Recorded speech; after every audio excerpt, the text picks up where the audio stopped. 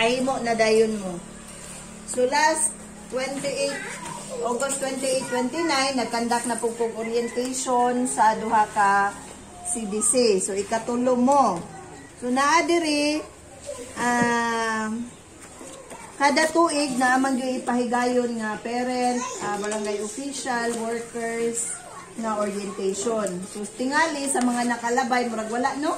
Wala dyan niya siya mahitabo. Pero every year, ginakandak din niya siya before magsugod or maski nagsugod na ang ato ang klase. Kay, diri na to pagadiskasan ang atong mga problema sa center ug ang inyo ang suporta.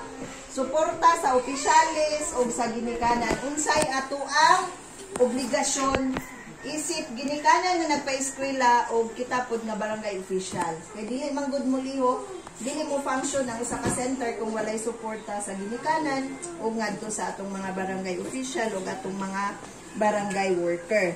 So naa naman mo